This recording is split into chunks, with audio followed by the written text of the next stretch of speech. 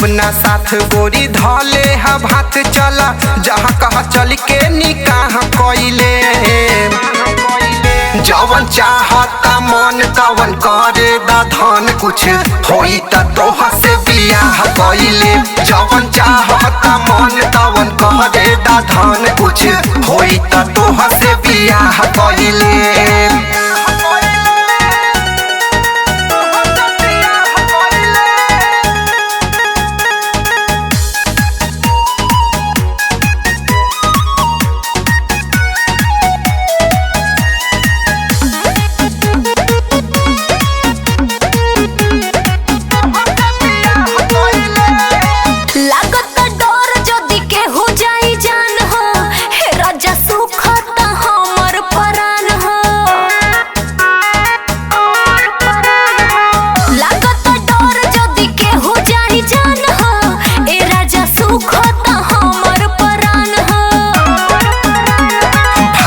ना ये रानी के हुओ के डर से सोझाया के तोहर बहत हइले।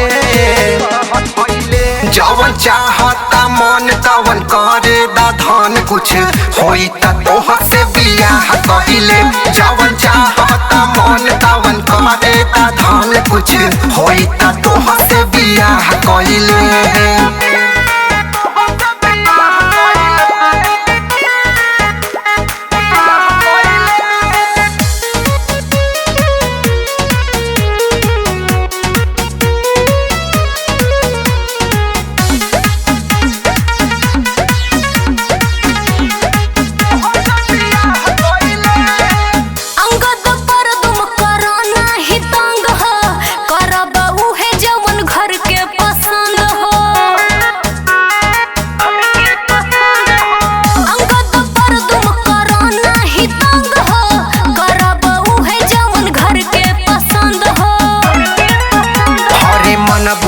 ये गोरी हमार जे बतिया अपन जिंदगी तबाह कइले।